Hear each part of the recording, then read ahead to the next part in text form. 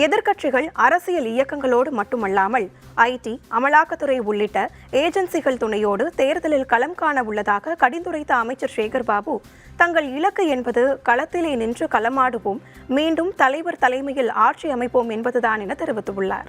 நம்முடைய நோக்கு, நம்முடைய செயல்பாடு அனைத்துமே 2026ஆம் ஆண்டு வரப்போகின்ற தேர்தலை நோக்கித்தான் அமைய வேண்டும்.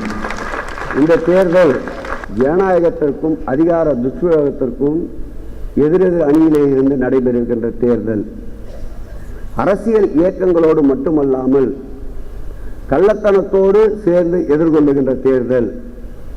அரசியல் கட்சிகள் துணை மாத்திரமல்லாமல் ஏஜென்சிகள் துணையோடு இடி, ஐடி, சிபிஐ போன்ற துணைகளோடு இந்த தேர்தல் களத்தை களம் காண எதிரிகள் தயாராக நின்று கொண்டிருக்கின்றார்கள்.